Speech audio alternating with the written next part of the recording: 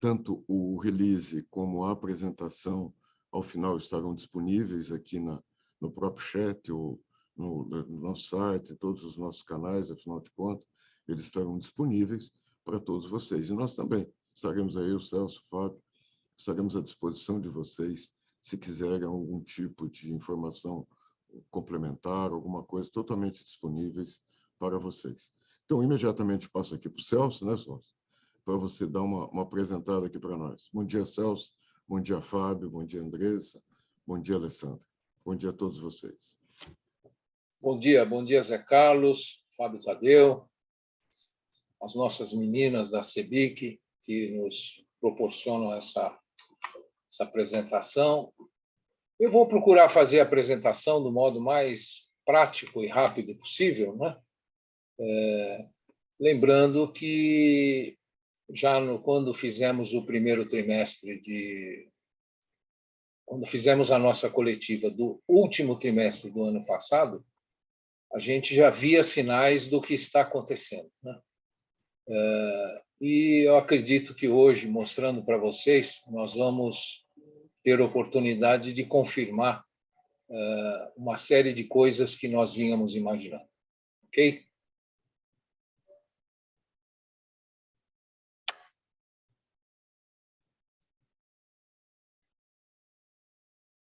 Pode pôr no início, por favor, Alessandra? No mapa do Brasil?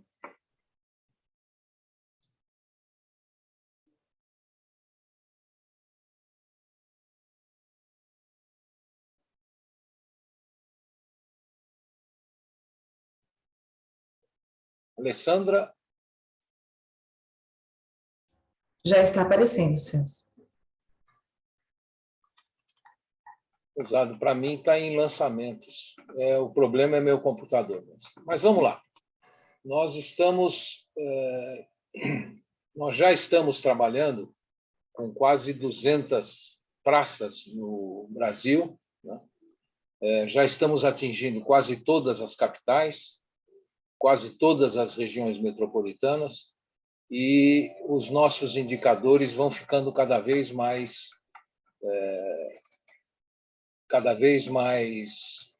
aderentes e cada vez mais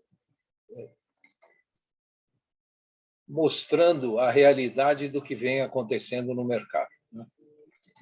Eu vou ter que fazer uma mágica aqui, que eu vou pedir para a Alessandra passar a próxima lâmina. Lançamentos. Nós tivemos uma redução de lançamentos em relação ao quarto trimestre do ano passado, que não é uma redução atípica, normalmente acontece, porque o quarto trimestre de todos os anos é o trimestre com o maior número de lançamentos e de vendas, né? E nós, em relação ao primeiro trimestre do ano passado, nós temos uma redução assim mesmo de 2,6%. E comparando as vendas das duas comparações, tanto com o último trimestre do ano passado quanto com o primeiro trimestre do ano passado, nós temos um pequeno aumento do número de unidades vendidas. Pode passar, Alessandra?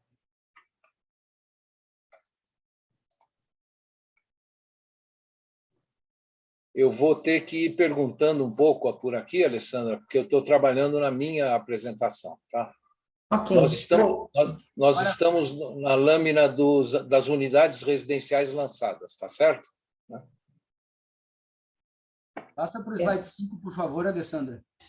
Para mim, ela está em destaques. Isso, peço passa desculpas. mais um.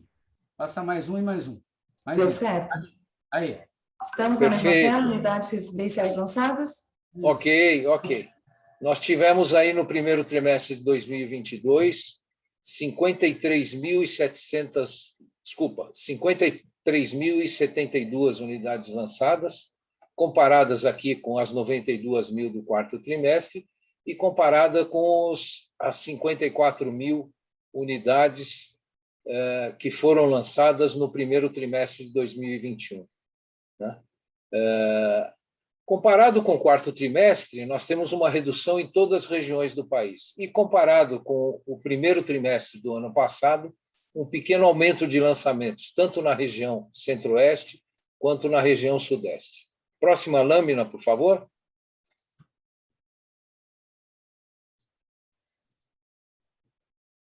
Por aqui vocês podem ver os lançamentos por região, né?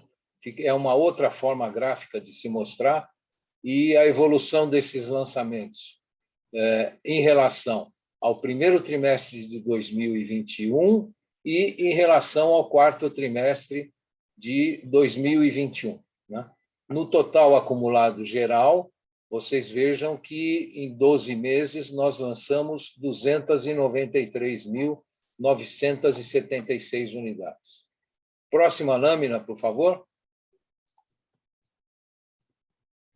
Aqui já dá para perceber a inflexão que teve o mercado a partir do segundo semestre do ano passado. Se vocês olharem, né, toda a nossa série histórica ela vem tendo um crescimento, né, um pequeno vale aqui durante o início da pandemia em 2020, depois um crescimento muito forte em 2021, ele vai até aproximadamente junho de 21. E depois o mercado passa a sofrer essas questões que o Zé Carlos colocou aí no início, principalmente as questões de aumento do preço e as questões de inviabilidade de alguns empreendimentos para alguns empresários. Próxima lâmina, por favor.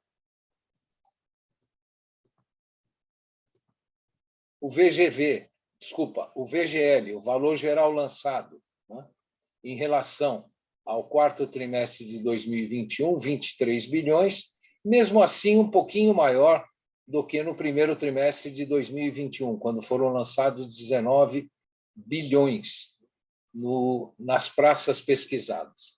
E no comparativo de unidades, vocês podem ver que o patamar do ano passado, né, que ele vinha muito forte no segundo e no terceiro trimestre, e no quarto trimestre, por ser um trimestre habitualmente com o maior número de lançamentos no país, né, nós voltamos aí e praticamente temos aí vamos dizer, em número de unidades, uma estabilidade em relação ao primeiro trimestre de 2021.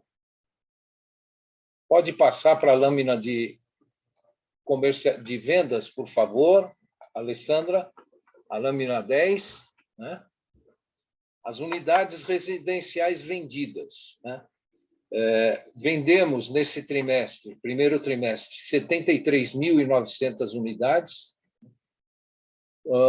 comparando com o quarto trimestre do ano passado, uma pequena elevação, praticamente estabilidade de 2,2%, e comparando também com o primeiro trimestre de 2021, uma certa estabilidade, né?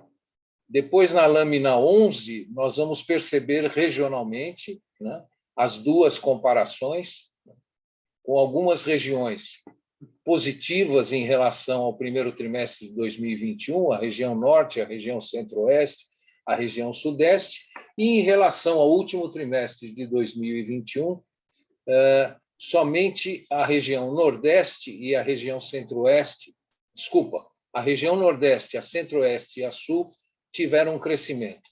E nós acumulamos aí, no geral, 289 mil vendas realizadas nos últimos 12 meses, que vocês vão perceber também no gráfico da próxima lâmina, né? Dá para sentir bem o que vinha acontecendo em todos os anos passados, né? Pouquinho de queda no início da pandemia, toda a força que o mercado de vendas vinha, chegamos a ter aí, se não me falha a memória, no pico, em 12 meses, 303 mil unidades vendidas, e hoje acumulamos aí nos últimos 12 meses 286 mil unidades, né? Na próxima lâmina, nós vamos ver o VGV. Né? Eu acho que é bem importante esse aspecto, que nós estamos, na prática, há um ano, né? Se a gente considerar de maio do ano passado a março desse ano, é praticamente um ano no mesmo patamar, né? Depois de um fortíssimo crescimento da pandemia, a gente estancou o crescimento e vem ali no patamar entre 290 e 300 mil, né? Perfeito, Fábio. Muito obrigado. Perfeito. A observação é bastante válida, né? E quando a gente olha o VGV também, a gente vê que o valor global de vendas, né, é bastante forte, de 33 bilhões, igual ao último trimestre do ano passado, né? E a pequena queda que teve em relação ao ano passado em número de unidades, né? Se vocês perceberem aqui, né, olhando desde o terceiro trimestre de 2020, vocês vão ver que as nossas vendas ficam aí em aproximadamente 73, 74, 75 mil unidades por trimestre nas nossas praças pesquisadas, né? Podemos passar para o slide, para a lâmina 15, por gentileza, que é a oferta final disponível por região, né? Que não podia deixar de ser, quando a gente olha em comparação ao quarto trimestre do ano passado, né? Repito, o trimestre onde mais se tem lançamentos no país, apesar de acompanhar um bom volume de vendas, né? Nós temos uma redução na oferta final para 245 mil unidades, patamar muito parecido lá com os terceiro trimestre de 2021, com o quarto trimestre de 2020, né? Isso mostra que a nossa oferta final, que vai ser mostrada na próxima lâmina, na lâmina 16, né? Ela hoje, né? Ou melhor, em março, ela necessitaria de 10,2 meses para escoamento da oferta. Agora, o que a gente sempre observa é que, se vocês olharem a curva da oferta final, né, lá desde os idos de 2017, quando acumulava 12 meses, nós passamos a fazer os indicadores em 2016. Então, em março de 2017, nós tínhamos praticamente a mesma oferta final que nós temos hoje, que nós tínhamos no dia 31 de março, né? E vocês vejam que as curvas de lançamento e de vendas, elas foram subindo numa constante e sofreram uma inflexão a partir do segundo semestre do ano passado, né? Agora a gente vai falar do programa Casa Verde e Amarela, onde vocês poderão ver no slide de destaques que a grande redução, o grande encolhimento do mercado, ou esta inflexão do mercado, ela aconteceu por conta do programa Casa Verde e Amarela, né? Tem sido muito explorado pela mídia esse assunto, né? E, mesmo assim, com 40,4% a menos de lançamentos em relação ao quarto trimestre do ano passado, e 25,6% a menos de lançamentos em relação ao primeiro trimestre do ano passado, vocês vejam que as vendas, elas continuam aderentes. Por quê? Pela falta de opção de produto, né? E por serem empreendimentos, como o Zé Carlos colocou no início, que as obras já estavam com 20%, com 40%, com 60%, com 80% de vendas, e sofreram menos os desequilíbrios, principalmente no custo de construção, o desequilíbrio no poder de compra das famílias e a nova conjuntura econômica. Aqui a gente mostra como os mercados, né, são dependentes do Casa Verde e Amarela, os mercados pelo Brasil inteiro, né, olhando as unidades lançadas, né, que lá em 2020 elas eram quase 60% de todos os lançamentos que aconteciam no país, né? Hoje elas são 42% do que é lançado no país. E dá para perceber no gráfico abaixo, à esquerda, né, que regiões como a região norte, como a região nordeste, como todas as regiões do país, o seu mercado imobiliário depende muito do programa Casa Verde e Amarela.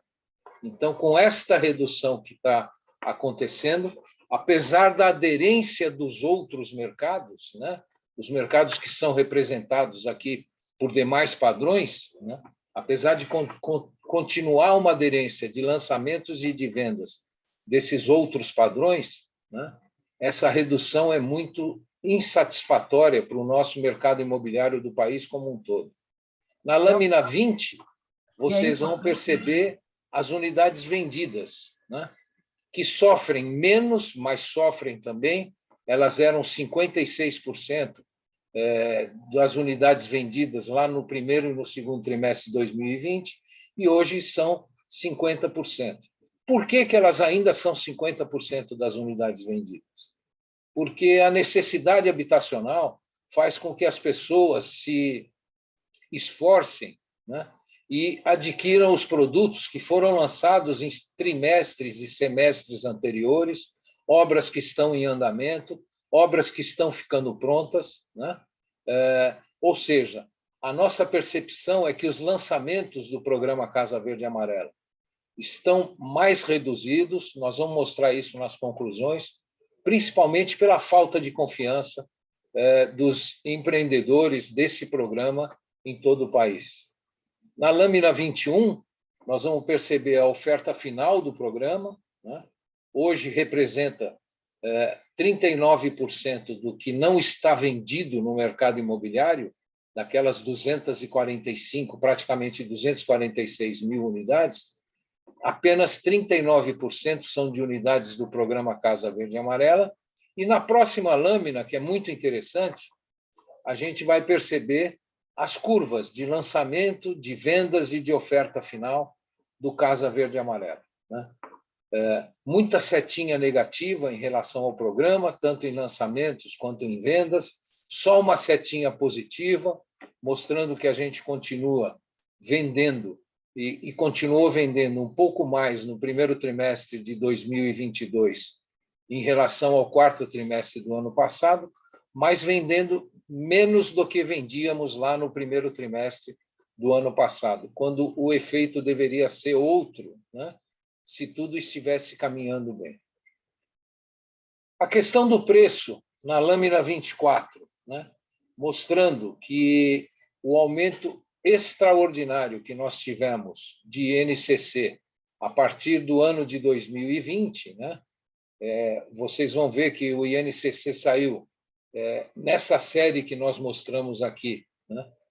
Ele saiu de aproximadamente 110 pontos para 140 pontos, e o preço, né, naquela ocasião que ele era 110, né, hoje o preço está em 134, ou seja, por mais que se tenham adequado os preços, e vocês devem estar acompanhando isso pela mídia, pelas companhias que já mostraram seus resultados do primeiro trimestre desse ano, mas nós da CEBIC, conversando com pequenas e médias empresas, a gente percebe que houve uma pequena recuperação do preço, mas que essa recuperação não é possível para que se dê viabilidade no programa na medida do necessário, né? E, por último, né, nós temos aí algumas conclusões, né, que eu vou me permitir comentar algumas delas aqui, né? Que o mercado imobiliário já demonstra queda, especialmente no número de lançamentos e principalmente no número de lançamentos, consequência do aumento do preço e da conjuntura econômica, né? Em comparação com o último trimestre, os lançamentos do programa Casa Verde e Amarela foram reduzidos de 40% e a oferta final em 11%. Importante destacar que os números negativos não têm relação com taxa de juros, né? A taxa de juros do Casa Verde e Amarela não sofreu nenhum aumento, né? Muito ao contrário, ela teve algumas melhorias em algumas faixas em algumas regiões do país, né? Mas são afetados principalmente por 3 fatores: o aumento do preço e dos custos de material e insumos e a falta de lançamentos, a falta de confiança dos empresários para novos lançamentos e a queda no poder aquisitivo das famílias. Ou seja, há uma conjugação de fatores que explica, pelo menos em parte ou no todo, a redução dos lançamentos do programa Casa Verde e Amarela, né? Sobre as vendas, a tendência que mostra a tendência que vem com crescimento desde 2017 mostra a partir do segundo semestre de 2021, uma certa estabilidade, né? Nós não podemos nem chamar de uma redução, porque o mercado hoje está num patamar muito alto, né? Mas existe uma certa estabilidade. O que explica para nós que, se nós estamos reduzindo muitos lançamentos do programa Casa Verde e Amarela, os outros padrões eles continuam a ter uma venda forte, né? Ou uma venda saudável, né? Apesar do aumento da taxa de juros para os outros padrões, fora o Casa Verde e Amarela, né? E ainda a gente percebe em número de unidades, né? E mesmo no VGV, um crescimento das unidades residenciais vendidas em relação ao quarto trimestre. Nós vínhamos, desde o segundo semestre de 2020 também até o segundo semestre de 2021, com os lançamentos com crescimento constante, né? E aí a gente percebe que o aumento de custos pegou mais forte, né? E que os empresários eles administram os impactos do aumento de custo dos empreendimentos com obras em andamento. Entretanto, para novos lançamentos, é inevitável o repasse desses custos ao preço de venda. Então, vocês imaginem a situação do empresariado nacional, né? Administrar os impactos nos empreendimentos que já estão em obras, nos empreendimentos, como disse o presidente, que tem 20%, 40%, 60%, 80% de construção, e, ao mesmo tempo, pensar o que vai acontecer daqui para frente, né? E, muitas vezes, o repasse necessário dos custos no preço de venda torna inviável esses produtos do ponto de vista mercadológico, né? Então, essa, vamos dizer, a apresentação que eu tinha para fazer para vocês, né? Eu passo para o Fábio agora fazer os comentários, né, pertinentes à apresentação feita, e depois o presidente Zé Carlos comanda aí para a gente a questão de atendimento à empresa. Muito obrigado pela atenção de vocês. Fabinho.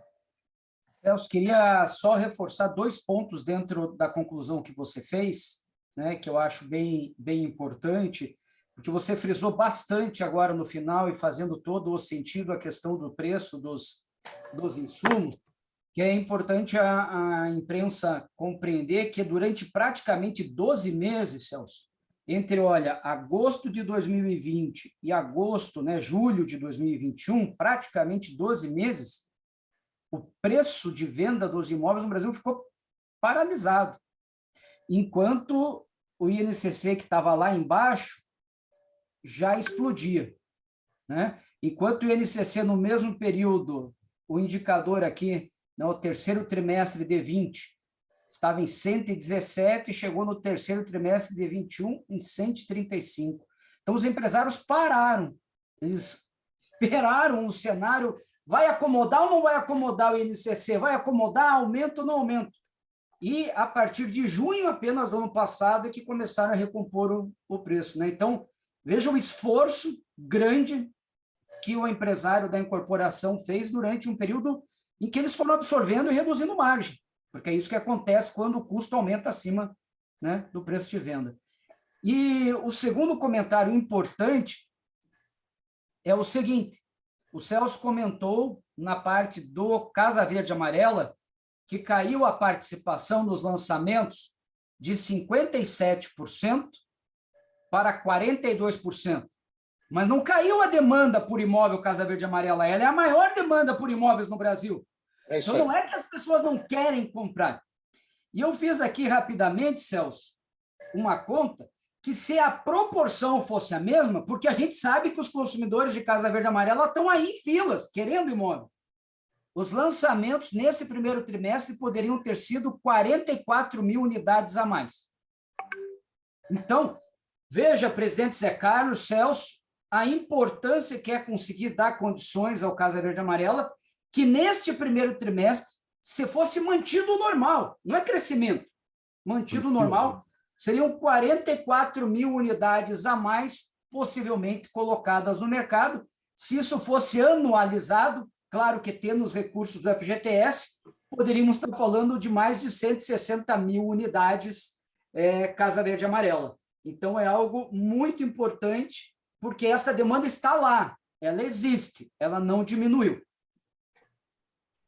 É só Obrigado, isso. Fábio. Obrigado, Fábio. Eu acho que o ponto que você coloca é muito importante, né? Por que a gente continua com muito emprego hoje, né, Fábio? Na construção civil, por que você continua sendo positivo em todo esse período? Eu queria abrir aqui a Priscila, eu queria que colocasse, pedindo que colocasse aqui a Priscila para ela fazer a pergunta dela, por favor, Priscila.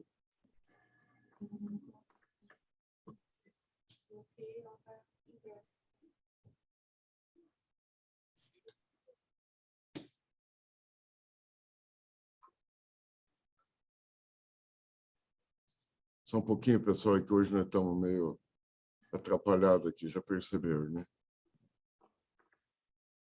Priscila não entrou. Vamos colocar o Circe, então, enquanto que a Priscila não entra. Ai, ai, está meio complicado aqui. Desculpa, viu, pessoal? Nós estamos meio atrapalhados aqui. O Circe entrou. Vai lá, Circe. Parabéns pela tua matéria, por sinal. Muito boa. Oi, pessoal, bom dia. Vocês me ouvem? Escutamos e tivemos. Maravilha. Bom dia, Zé Carlos, Fábio, Celso, prazer falar com vocês. Duas perguntas, por gentileza. A primeira é que nas conclusões vocês falam que já haveria uma queda no mercado imobiliário. E eu queria entender qual que é a perspectiva para se dizer que tem uma queda, considerando que no primeiro trimestre as vendas subiram 1,4%, o estoque 5,3%, os lançamentos caíram 2,6%. De todo modo, para esses três indicadores, as oscilações ainda são bem pequenas. E a segunda pergunta é qual é a expectativa para lançamentos e vendas consolidadas em 2022, na comparação com 2021?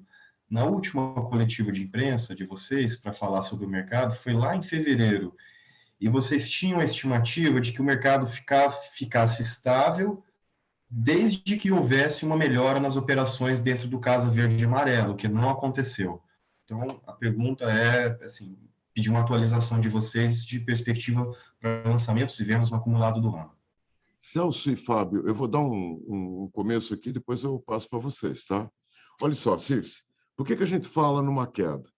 Porque o tempo todo nós falamos do efeito aumento de custo que impacta no preço de venda. E isso está muito claro no Casa Verde e Amarelo.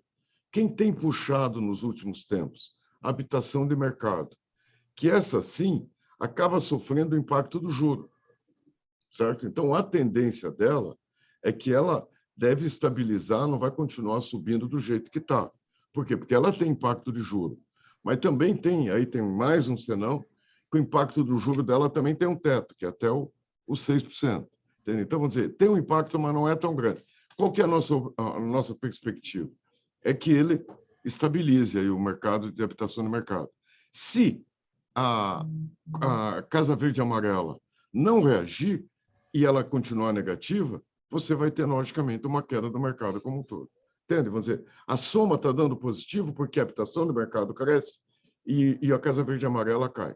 Agora, se a habitação do mercado estabilizar e a Casa Verde e Amarela continuar caindo, logicamente que a gente vai ter uma tendência de queda. Por isso que a gente falou, qual era a nossa esperança com relação ao Casa Verde e Amarela? Na esperança, porque, em realidade, dia 12 de abril, se não me falha a memória, entrou em vigência a nova curva. Porque aquela que entrou em 25 de fevereiro foi uma nova curva que mudava os conceitos, onde você simplesmente redistribuía o subsídio, vamos dizer, você não aumentou a quantidade de subsídio, você simplesmente refez isso. Então, você mesmo fez a matéria, você viu quanto que caiu o Casa Verde e Amarela nesses últimos tempos. Agora, imagina-se que com a entrada da curva 2 e com o pleito que nós temos de ter uma curva 3, que o governo está bem sensível, a gente possa estabilizar a venda do Casa Verde e Amarela daqui para o final do ano e que a gente atenda à meta de contratação que está prevista lá no orçamento de 60 bilhões. Então, resumindo, é isso. Vamos dizer, a nossa expectativa de redução é porque estabiliza a habitação no mercado e o Casa Verde e Amarela já caiu um bom pedaço no começo do ano. Com relação ao Casa Verde e Amarela, a gente imagina que possa estabilizar através de medidas que devem ser colocadas aí para frente. Mas mesmo que estabilize o volume de valor de contratação, dificilmente nós atingiremos a meta física da mesma forma, tá, Circe? Fábio e Celso. O meu comentário é muito parecido com o do Zé Carlos. Ô, Circe, eu vou dizer o seguinte. Nós prevíamos lá em fevereiro, você tem razão, nós prevíamos um mercado muito parecido com 2021, em número de unidades. Tá? E isso, pouquinho para baixo, está acontecendo. Então, eu comentaria com você o seguinte: depende da agilidade do governo em adequar o programa Casa Verde e Amarela. Tá? Vai depender dessa agilidade para que a gente possa ainda ter, né, a partir de junho, julho, agosto, né, uma contratação mais forte do Casa Verde e Amarela. E se essa agilidade do governo em tentar resolver esse desequilíbrio que está havendo no programa, transmitir confiança para os empresários que estão segurando os seus lançamentos. Tá? Eu tenho a impressão que, se isso acontecer, repito, com agilidade, nós podemos ainda ter um ano de 2022 muito parecido em número de unidades com o ano de 2021, um pouquinho para baixo, um pouquinho para cima, né? Porque, lembrando, mais uma vez, nós estamos num patamar muito alto, nós estamos num patamar aí de 290 mil unidades lançadas por ano e de praticamente 290 mil unidades vendidas por ano. Né?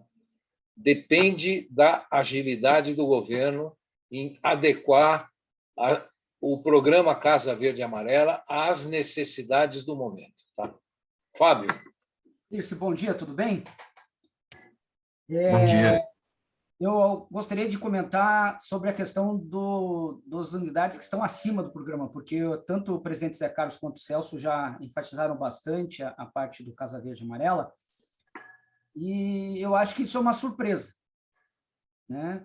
Porque, veja, se você olhar os dados que, como você levantou, né, a CEBIC aqui previa para o ano da importância do Casa Verde e Amarela na manutenção do mercado, e você for olhar as estimativas que a própria ABCIP fazia, ela previa uma queda em SBPE e um aumento em FGTS. E se você pegar os dados do SBPE, agora em abril eles até tiveram uma leve queda, mas na contratação de planos empresários, de apoio à construção, continuam crescendo. Né? Então, o mercado SBPE está crescendo mais forte do que nós imaginávamos, e imaginávamos que ele seria mais afetado até pelo aumento da taxa de juros, então ele está se mostrando mais resiliente, porque seus números continuam basicamente no mesmo patamar, 2%, 3% é estabilidade. E temos uma queda no Casa Verde e Amarela, é porque os lançamentos e as compras de SBPE continuam fortes. Isso é uma surpresa positiva, né? Nesse primeiro trimestre. Então, gostaria de destacar esse aspecto. Boa, Fábio, eu acho que é bem isso aí. Eu queria passar para a Ana Luísa. Fica à vontade. Circe, mais alguma coisa? Desculpe, Circe. O mau jeito. Tá ótimo, Zé Carlos. É isso. Obrigado aí pelas respostas. Obrigado a você, viu? Ana Luísa. Oi, pessoal. Tudo bem? Bom dia para vocês. Vocês estão me ouvindo bem? Estamos te ouvindo. Beleza, beleza. Bom, agora eu estou no valor, né? Só para deixar claro. Falando, vocês já responderam um pedaço, né, assim, do que eu queria perguntar, na verdade, que era sobre Casa Verde e Amarela, mas pensando em medidas além da história de subsídios, né, que poderia ajudar, a gente teve redução de alíquota de importação de aço, né, recentemente, né, que foi aprovado. Tem outra coisa que poderia ser feita nessa linha, assim, além de subsídios, que poderia ajudar o setor nesse momento, e que vocês veem que tem alguma chance de acontecer? Olha, Ana, eu acho que é muito legal a tua pergunta. Porque pense bem, se a capacidade de compra cai e o aumento sobe, você abre, como é que chama essa boca do jacaré, né? Você abriu a boca. Nós temos que atuar nas dois lados. Um é evitar que esse aumento continue da forma como estava acontecendo. Então, vamos dizer, a redução da alíquota do aço não é que vai reduzir o preço, mas ele reduz o incremento que estava acontecendo agora em 2022, inclusive, de aumento. Isso já foram tirados aumentos que estavam sendo propostos, isso já ajuda um pouco. Com relação à capacidade de compra, de um lado é subsídio, mas ele é finito, ele não é uma... Não tem, o número, na verdade, não cresce porque não tem orçamento para isso, não tem um centavo do orçamento, que é uma coisa errada. Isso aí tudo acaba sendo o mesmo valor, se só fica puxando o cobertor, soltando e vai para tentar fazer.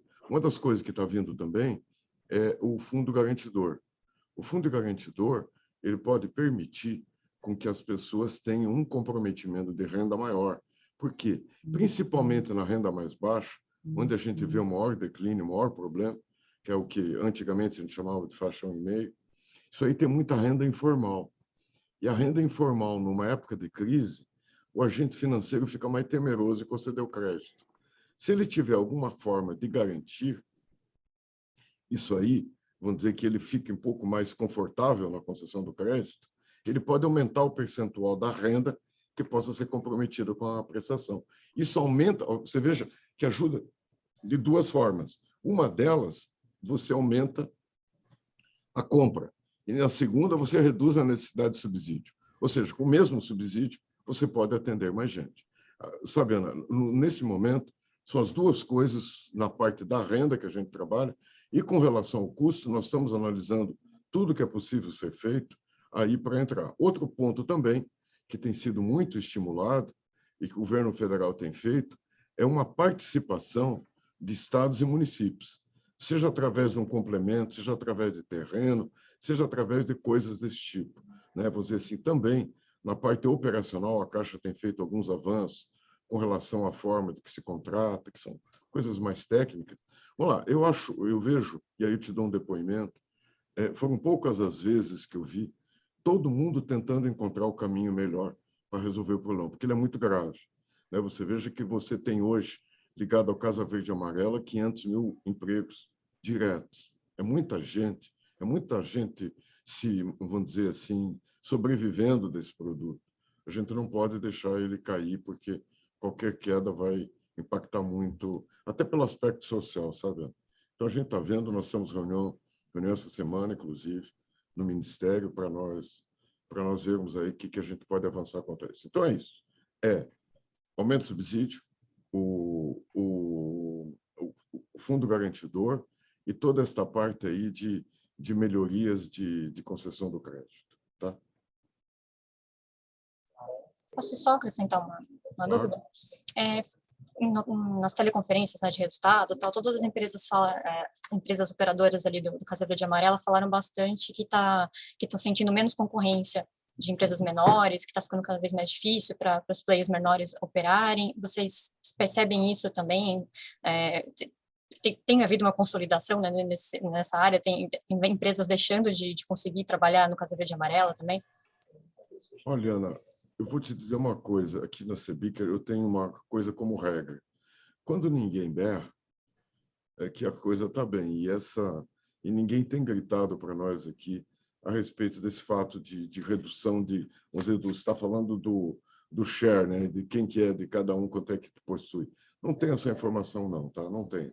Uma outra coisa também que eu tenho, que a gente tem, que também um dos fatores de ter subido o SBPE, é que até em termos de interesses comerciais, o SBPE, muitas vezes, para a gente financeiro, interessa mais do que financiamento com fundo de garantia. Tá? Isso sim. Não sei se eu também, viu, Zé Carlos? Só para completar aí. Só para complementar, Ana Luísa, eu não acredito nisso, não.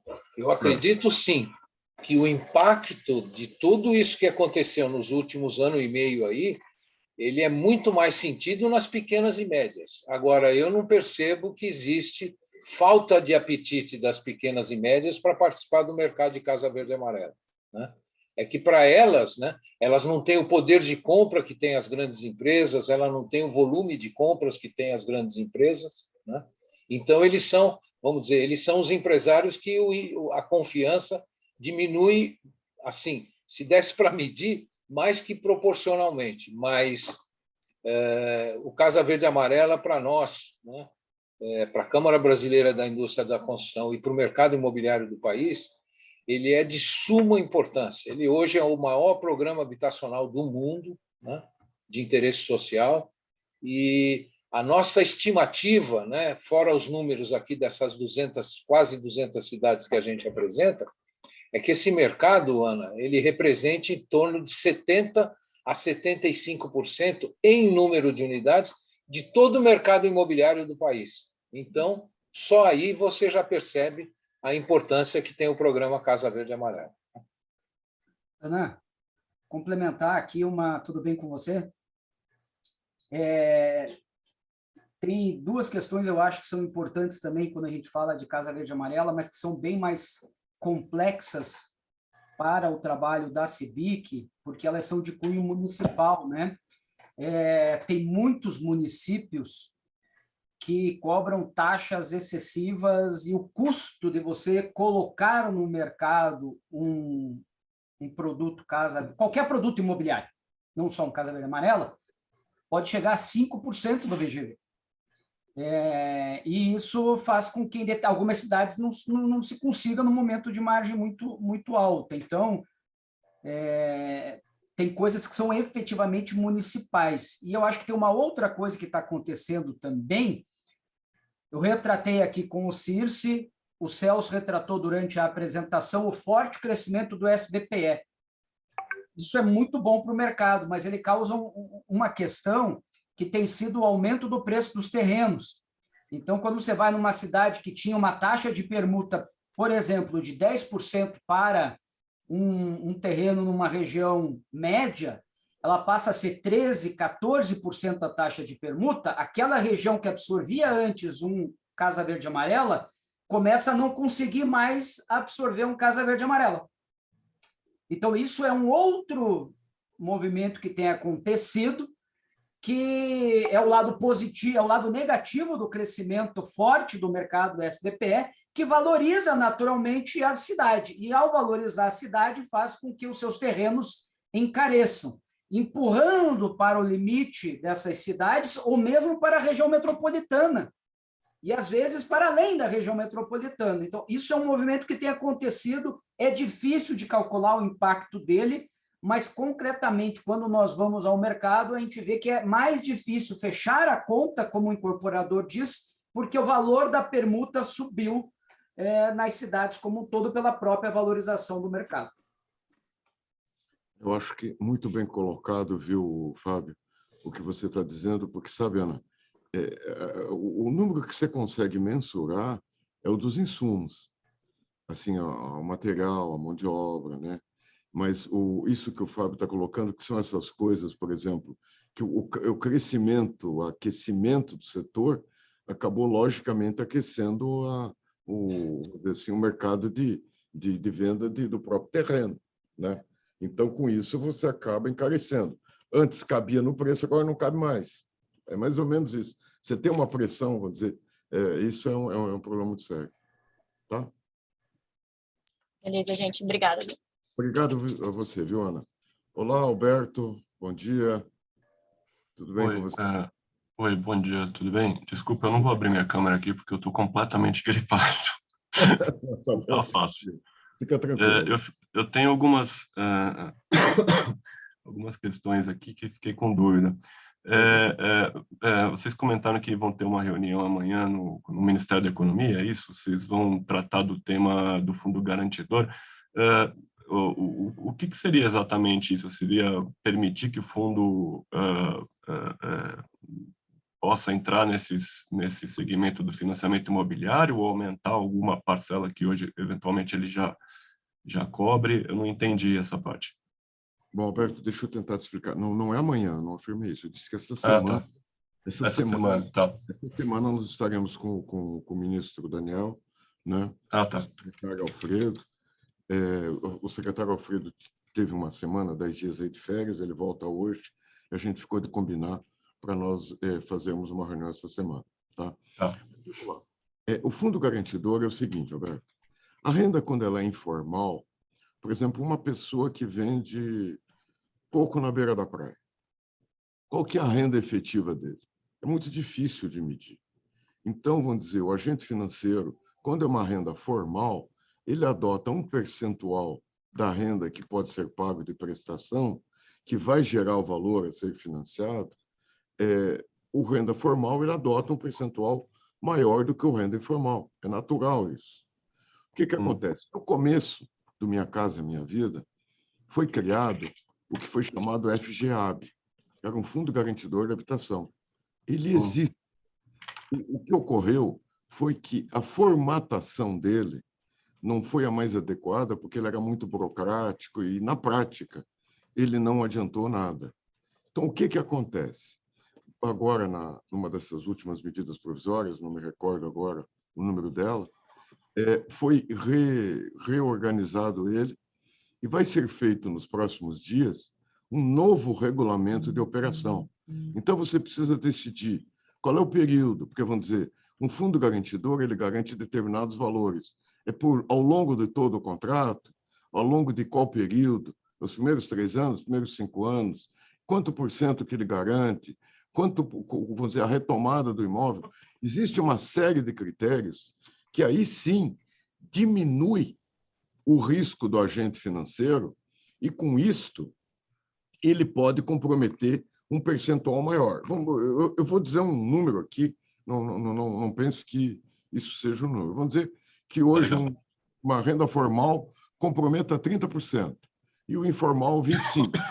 Ou seja, ele poderia aumentar a prestação dele de 25% para 30%, e com isso ele obteria um financiamento maior, ou seja, ele consegue ter uma capacidade de compra maior. Por quê? Porque ele tem uma atividade que é informal e que é difícil de ser comprovada.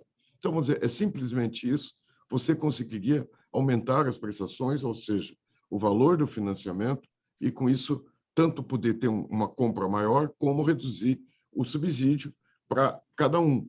Vamos dizer, quando você reduz o valor médio do subsídio, logicamente, você pode dar mais para todo mundo, entendeu, Alberto? Mais ou menos essa é a lógica.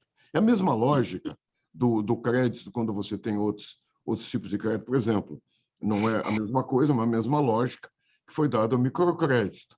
O microcrédito, ele garante o crédito, tanto é que vai ser concedido crédito até para pessoas negativadas, né?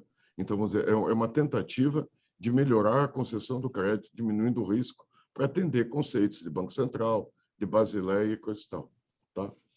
Celso, Flávio, aí, não sei se vocês queriam complementar, Celso.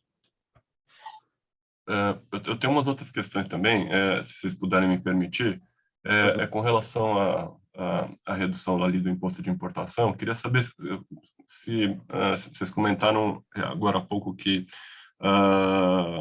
enfim, é importante para poder evitar esse aumento que estava acontecendo, né? Mas quando é que a gente eventualmente pode ver isso sendo refletido no preço dos imóveis? Não sei se eventualmente vai ser refletido em algum momento no preço dos imóveis aí mais para frente. E a minha segunda dúvida relacionada a isso, é assim, se existe algum movimento aí de talvez incentivar mais importações aí de vergalhão por conta dessa medida, ou se não, e se existe algum outro pleito da entidade aí com relação a outros insumos, tipo o cimento, por exemplo, que tem, eu imagino, com um peso relevante aí nas obras. Deixa eu dizer, perceba que na curva do preço e do custo ainda tem espaço para crescer se o custo não aumentasse. Então, foi aquilo que eu falei para a Ana, que é assim, a nossa expectativa é que reduza o ritmo de crescimento. Tá, velho? Vamos dizer, porque um efeito imediato que nós tivemos foi, muitos casos, de já ter sido entregue uma tabela com aumento de 15% a partir de maio, e que ela foi retirada, foi cancelado esse aumento por uma nova negociação a partir da redução desse imposto de importação. Realmente você toca num ponto muito interessante, que é o canal de comércio exterior da construção civil, esse tubo é muito enferrujado, ele está muito parado. Isso é algo que tem que ser revisto.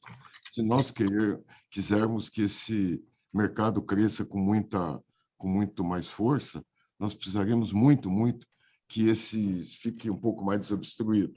O aço foi uma primeira posição, e eu acho que agora temos que estudar caso a caso aí daquilo que é mais impactante ou menos impactante, né?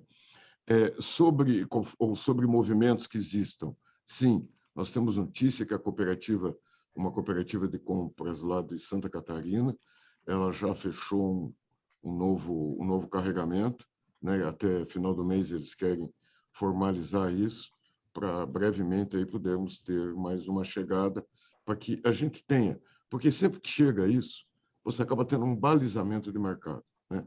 De qual é o preço. Não abastece o Brasil inteiro, não é um fator sobre isso, mas ele acaba balizando o preço. Eu não sei, Alberto, se eu esqueci alguma coisa. Ele perguntou de algum outro material, Zé Carlos. Como exemplo, o cimento. PVC. Cimento eu falei meio que bobagem, que é difícil ter o comércio exterior, né? O produto é bastante complicado aí, mas eventualmente PVC, outras coisas que é usado. O PVC, na verdade, sabe, Alberto, o problema é a resina, não é o PVC, não é o tubo. Tá. Sabe? O tubo é quase impossível você importar. Imagine, é muito leve, muito volumoso, né? Então é muito difícil seria de importar. O problema todo está na resina. E a resina, aí você tem complicações, e isso aí é um pouco mais delicado, que a gente também, logicamente que tudo a gente vai trabalhar, mas aquilo que eu te digo, eu acho, nós inclusive vamos provocar uma conversa de toda a cadeia produtiva, porque o que realmente nós entendemos que interessa ao Brasil, tem uma frase para nós que é muito importante, que quando a maré sobe, sobe para todo mundo. Eu acho que essa coisa de preço, essas coisas, esse tipo de disputa é menor. Você veja, o que adianta ter subido o preço e nós perdemos 40% do mercado do Casa Verde e Amarelo? Casa Verde e Amarelo, Alberto, em 2009 não existia. No Minha Casa Minha Vida, esse mercado de até 3, 4 salários mínimos, ele era atendido basicamente na informalidade, ele era atendido via autoconstrução, autogestão. E a produção nem se compara com o que é hoje. De repente, você cria um mercado e mata ele por causa do preço. Então, isso aí eu acho que precisa ter uma reflexão mais madura de todo o setor da construção, da cadeia produtiva como um todo, de como que a gente pode fazer para melhorar as condições de compra e que a gente possa fazer mais casas que atendam um fato social, vendam mais material, temos mais emprego, é melhor para o Brasil, é melhor para todo mundo. Tá legal, muito obrigado. Celso e Fábio, alguma coisa para complementar? Não. É só dizer que todos esses anos que nós temos aí de mercado imobiliário, Zé Carlos, abaixar o preço eu acho que não vai abaixar, né? Mas é o que você falou. Nós vamos manter o preço no patamar que está e, quem sabe, né? Aí um pouquinho mais para frente a gente assista uma inflexão da curva também do INCC para baixo, né? Vamos ver se isso se concretiza. Eu acho que é por aí. Beleza. Oi, Chiara. Bom dia. Obrigado, Alberto. Um abração para você. Chiara. Obrigado, gente. Um abraço. Oi, gente. Bom dia. Tudo bem com vocês? Tudo bem. De Casa Nova, né, Chiara? De Casa Nova. Qualquer dia vocês aparecem aqui para tomar um café. Isso. Então, estejam convidados aí. Gente, eu queria que vocês comentassem um pouquinho mais de habitação de mercado, né? Que vocês estão esperando estabilidade. Só que, assim, a gente sabe que, enfim, juros estão aumentando, parte dos aumentos de custos já foi repassado, né? O consumidor está com menos poder de compra, então a capacidade de pagar por um preço maior não é infinita. Segundo semestre a gente tem eleição, tem Copa do Mundo, algumas incorporadoras já falaram, né, de não terem muita visibilidade para a segunda metade do ano. Então eu queria que vocês detalhassem um pouquinho mais dessa visão para a habitação de mercado. Celso e Fábio, deixo por conta de vocês. Chiara, tudo bem? Bom dia. Tudo bem, gente? A BCIP, né, o Fábio já citou isso, ela previu lá no início do ano, uma queda de 5% no financiamento de imóveis com recurso do SBPE. Agora, o que a gente precisa lembrar, Chiara, é que nós estamos num patamar muito alto, entendeu? Historicamente, nós estamos num patamar muito alto. As necessidades habitacionais do Brasil, Chiara, né? Você sabe que a gente sempre explora muito esse assunto, né? Com mais de 1 milhão de casamentos por ano, com 300 mil divórcios por ano, o número é muito próximo a isso, né? Com pessoas migrando de cidade para cidade, né? A necessidade habitacional do país é muito forte, é muito forte. E deixa eu falar uma coisa, quando uma pessoa precisa ou decide adquirir um imóvel, não é uma eleição que vai tirar essa pessoa da decisão, porque se ganhar o presidente A ou o presidente B, vai mudar pouco na vida dessa pessoa, eu digo, em relação à aquisição da sua casa, principalmente quando é a primeira moradia. Tá? Esse é um ponto. O segundo ponto.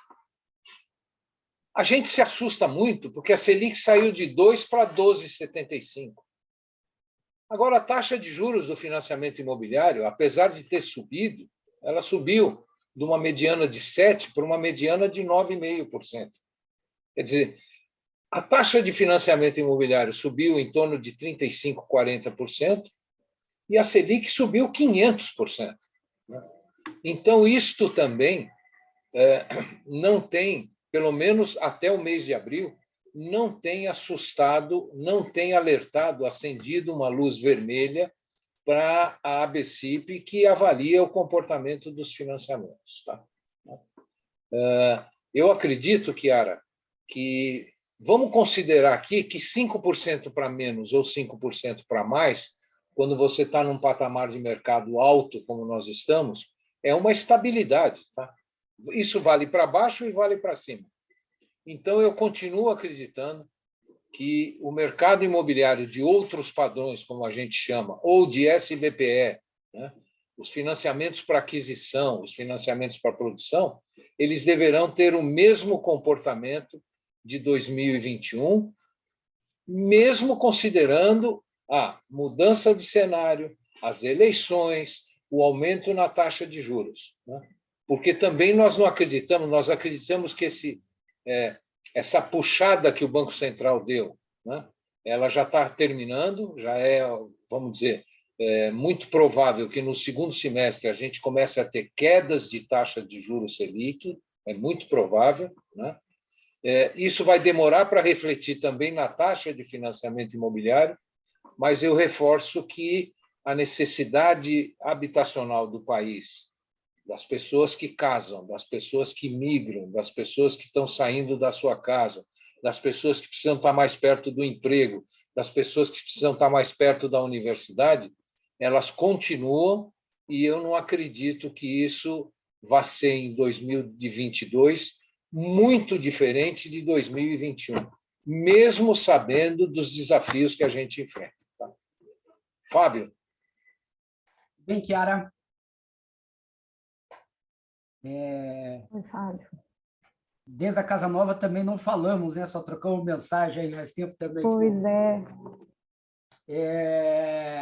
Eu acredito, Chiara, primeiro que é importante entender que o mercado não é só para cima e avante ad eternum, né? Ano passado foi o maior ano de financiamento imobiliário SBPE da história do Brasil, da história. E eu calculei um tempo atrás, não lembro se dava, acho que 18%, mesmo que o mercado caísse 18%, ninguém aqui está falando disso, né? 18% ainda seria o segundo maior ano de financiamentos SBPE da história do Brasil. Da história, né?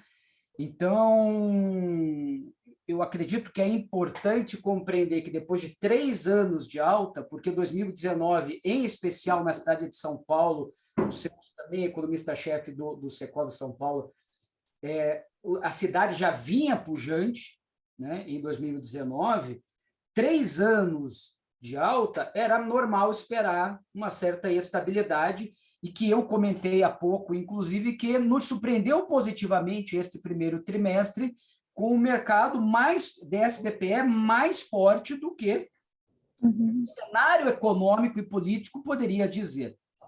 Eu acredito que de todos os fatores que existem no mercado, para o SBPE, o menos importante é o político. Entre juros, crescimento, inflação, emprego, político. O político, e por que eu acredito nisso? Porque a gente pesquisa.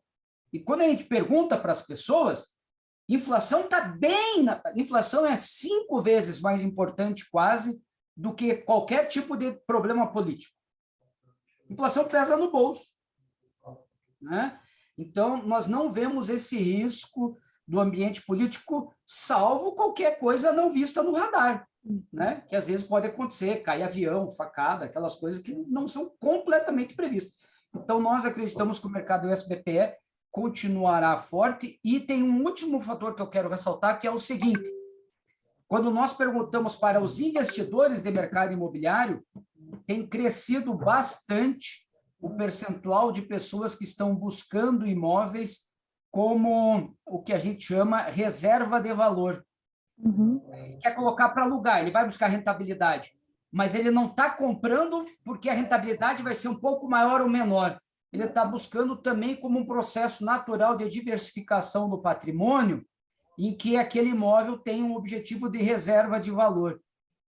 Isso tem muito a ver com o ambiente econômico, político mundial do que aconteceu nos últimos 12 meses, que está levando as pessoas a também comprarem o imóvel como reserva de valor, seja investimento ou a compra propriamente dito para uso próprio. Ele tem esse sentido de, bom, isso aqui também aumenta a minha segurança.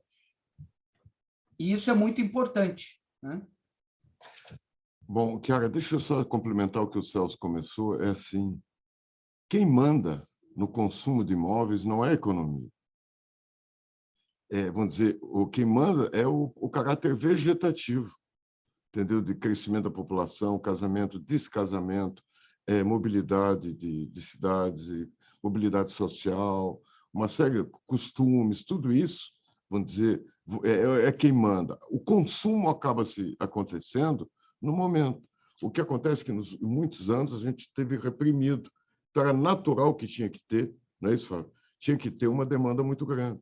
A nossa demanda anual é 1,5 milhão de habitações por ano, né? Então, precisa fornecer isso, não adianta. Independente de ter um déficit habitacional de 6 milhões. E você veja que a gente, quando bate um pouco no Casa Verde e Amarelo, a gente insiste um pouco, porque é muito louco, né? Quando você analisa assim na nossa imaginação aqui, onde que está 10% do déficit, você cresce a números chineses. Onde está 90% do déficit, você reduz.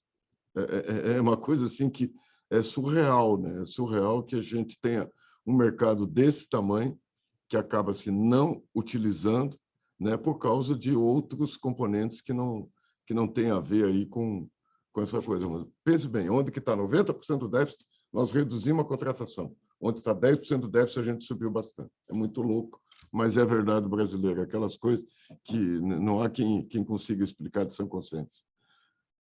Ok, Chiara? Gente, obrigada e prazer em revê-los. Obrigado a todos vocês. Sempre à disposição de vocês aí, tá? Eu queria agora passar por algumas perguntas que nos chegaram no chat, e depois eu ia tentar responder aqui bem rápido, Celso e Fábio, e daí vocês vão complementando aí. A Lúcia pergunta: vocês têm a previsão de aumento para os próximos meses do INCC? Quem comprou apartamento em 2020 está se desdobrando para pagar suas mensalidades e muito ansiosos com o financiamento. O que acontece é o seguinte, Lúcia, nós imaginamos que isso puxou tanto nos últimos tempos que não tem fôlego para continuar no mesmo ritmo. A gente já viu que esta curva de, vamos dizer assim, o crescimento, ele já não está na mesma velocidade. Então, imaginamos que aquilo que eu falei há pouco aqui não sei se foi para o Cícero, acho que foi, mas não quer dizer que vai parar de crescer, mas a gente acredita que o fôlego desse crescimento será menor. Acho que é isso. Agora, Mês que vem a gente está fazendo a pesquisa econômica. Certamente nós estaremos falando bastante sobre isso, inclusive no nosso encontro no ENIC, que já faço convite aqui a todos vocês, cebic.org.br/ENIC, façam sua inscrição lá. Nós teremos 2 painéis exclusivos, inclusive, com especialistas internacionais, para nos trazerem alguma informação a respeito de como que eles imaginam que o mercado futuro vai se comportar. Logicamente que ninguém tem bola de cristal para se tocar numa pandemia, numa guerra, né? Isso aí é um pouquinho mais complicado, mas aquilo que está ao nosso alcance, a gente vai tentar transferir para vocês. Então, conversa é, nós achamos que pode continuar, mas não com tanto vigor. Não sei se Fábio ou Celso tinham alguma coisa. Fábio, Celso? Só complementar 2 fatores importantes no aspecto econômico que tendem a segurar também o preço. Um deles é que o câmbio tem se comportado muito mais e está, inclusive, num patamar bem mais baixo do que já esteve, e o outro é um crescimento econômico mundial, em especial da China, menor pelo volume de lockdowns aí que ela fez nos últimos meses, deve consumir, o consumo de commodities tende a diminuir esse ano também, então nós não estamos vendo um potencial aumento, tende a se tornar mais estável. Perfeito, Fábio. Muito bem lembrado, muito bem lembrado. O dólar já esteve a 5,80. Hoje está 4,80. Tá certo? O preço das commodities internacionalmente reduziram. Aqui, aquela coisa que a gente sempre fala, nós temos um plus a mais, né? O mundo tem o plus e nós temos o a mais, né? É mais ou menos isso que acontece aqui. Vai lá, Celso. Não, quanto à expectativa do INCC, né, a gente torce para que o Banco Central, com essa política que ele tem feito, consiga segurar a inflação aí no segundo semestre, né, e que a tendência do INCC seja de queda, como vem apresentando os boletins focos. É só isso.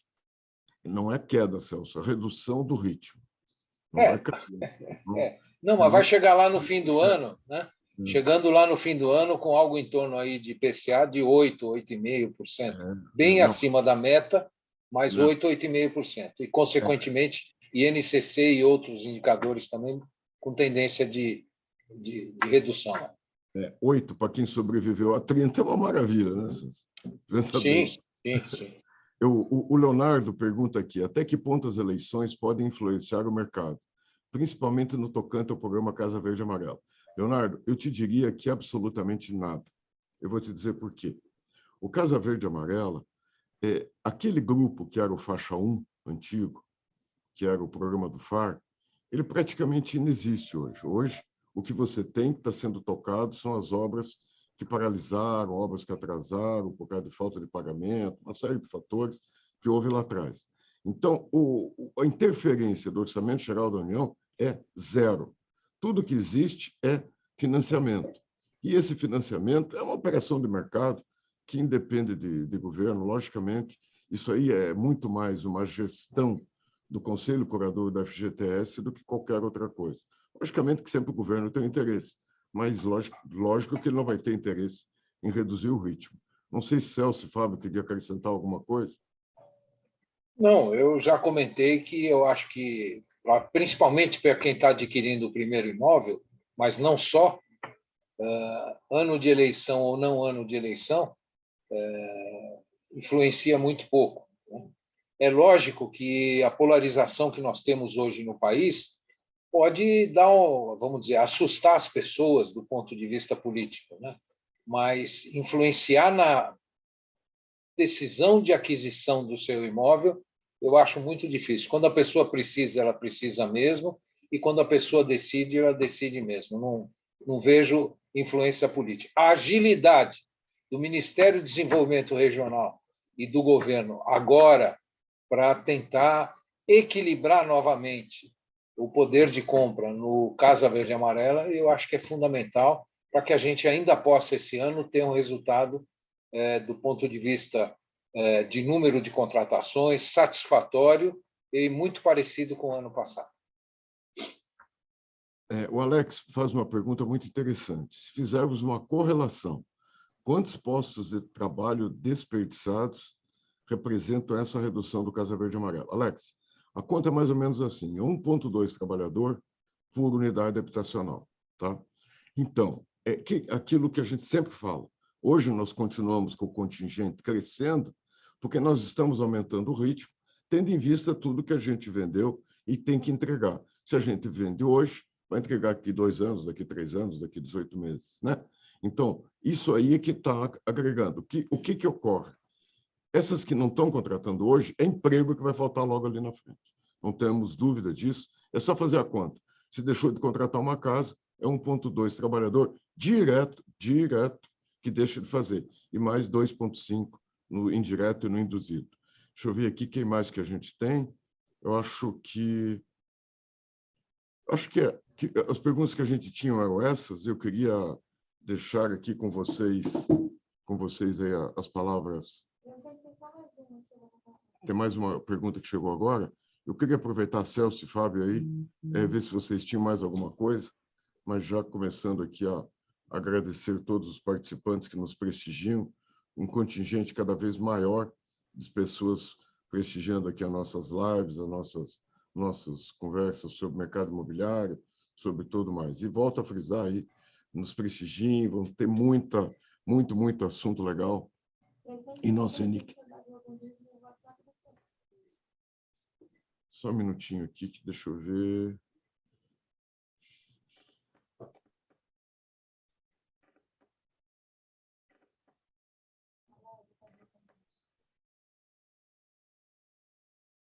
Qual que você mandou?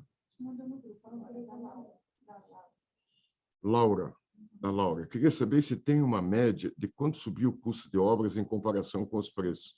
E também se quem comprou um imóvel em 2020 pode acabar pagando mais caro também o restante das parcelas. Laura, eu acho que se você olhar um dos últimos slides que a gente projetou aqui, tem ali a curva do preço, que é um índice que a gente criou em 2016, base 100, e ele vem crescendo, um índice base 100, tanto do custo do material e do insumo, afinal de contas, com o preço do imóvel. É um índice que a gente criou, fizemos um mix aí do preço, fizemos um cesto, porque o preço do imóvel, às vezes, é muito relativo. Que sobe um tipo, cai o outro, uma região valoriza, outra desvaloriza. Então, a gente criou um índice que ele é neutro, né, para poder abarcar tudo isso aí. E acabar mais caro também restando as parcelas. Eu acho que essa resposta que a gente deu há pouco, eu acho que o pior já passou, né? Que nem eu estou dizendo, nós tivemos, para vocês terem uma ideia, quando a gente fala de material, às vezes, as pessoas não pegam a dimensão do que foi isso. De julho de 2020 a dezembro de 2021, os materiais subiram 50%. A mão de obra acabou não subindo tanto, subiu bem menos, que vai refletir nesse ano. É por isso que a média ficou entre 20% e 30%. Mas, na verdade, material especificamente, ou seja, aquelas obras que têm um processo de industrialização maior, que tem um uso de mão de obra menor, que tem um pré-moldado, que está mais industrializada, afinal de contas, poxa, esse está pagando um preço muito maior.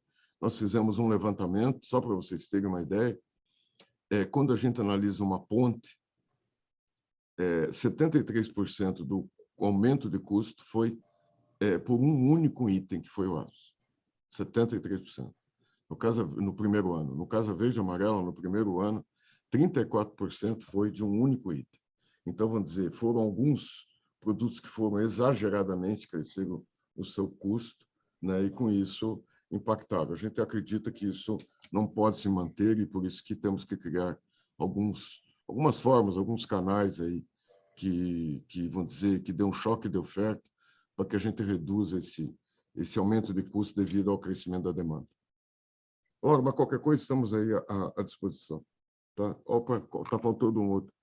Tem uma outra coisa aqui, do Munir, meu amigo Munir. Tudo bom, Munir? A explosão na quantidade de alvarás em 2021 remete a 2010. Haverá risco de falta de mão de obra e material para entregar todas as unidades? Munir, deixa eu te dizer, nós fizemos uma pesquisa há poucos dias atrás aí, e 89% das empresas hoje já sente falta de mão de obra. 89%. Não a mão de obra geral, mas a mão de obra especializada, aquela que precisa ser capacitada, o pedreiro, o carpinteiro, o armador, o mestre, o engenheiro que conhece de obra, não o recém-formado, que ainda está muito verde. Então, isso já é um problema atual. E a falta de materiais, a gente convive com ela desde julho de 2020. Nós alertamos, a primeira carta a governo foi em setembro de 2020, quando a gente alertava para isso que está acontecendo hoje e iria acontecer, que era, se não fosse feito um choque de oferta, nós teríamos problemas sérios no abastecimento, isso pressionaria preço, além do que estava acontecendo no mercado internacional. Eu acho, pessoal, que é isso. Eu queria passar para o Celso, para o Fábio, para a gente encerrar por hoje aqui. Vai lá, Celso. Agradecer aí você, presidente, agradecer o Fabinho, agradecer as meninas que ficam aí no back-office, pedir desculpa para vocês pelos probleminhas que nós tivemos no início da transmissão, né? Já tudo foi colocado aí, já foi explicado, e vocês têm a apresentação aí, tem a gravação da nossa coletiva, e dizer que a gente está sempre à disposição quando houver alguma dúvida em relação ao mercado imobiliário. Fabinho. Só agradecer a participação também e ressaltar, como o presidente Zé Carlos fez ao longo do aumento da base de cidades, e dizer que no próximo trimestre, né, presidente Celso aqui, o Celso, que é o nosso líder técnico, intelectual do projeto, colocou como objetivo, e nós vamos conseguir finalmente atingir as 27 capitais para o próximo indicador aí. É isso aí. Nós estamos aqui, só para encerrar, obrigado, Fábio, obrigado, Celso, obrigado a todos que nos prestigiam, mas eu queria, como finalmente aqui, dizer a vocês, nós estamos brevemente soltando uma série de novidades aí, nós estaremos lançando aplicativo com mais informações, nós estaremos lançando uma versão web com informações mais detalhadas, nós também estamos ampliando, o Fábio e o Celso, estão trabalhando fortemente, ampliarmos a nossa base de informações. Hoje são 192 cidades, se não me engano, né, Fábio? Eu acho que já é um número muito abrangente. Quanto por cento da população brasileira, essas 192, corresponde, Fábio? Já cerca de 54% aí, Zé. 54% da população brasileira hoje já é atingida pela nossa pesquisa. Eu acho que já é um número muito expressivo. Obrigado a todos vocês, mais uma vez. Fica à disposição de vocês o release, fica de você a apresentação e também nós aqui, se precisarem de alguma informação extra. Bom dia a todos. Boa semana. Bom dia, bom dia. Obrigado, Alessandra. Obrigado, Andresa, e todo mundo que trabalhou para que fosse possível essa coletiva. Um abraço.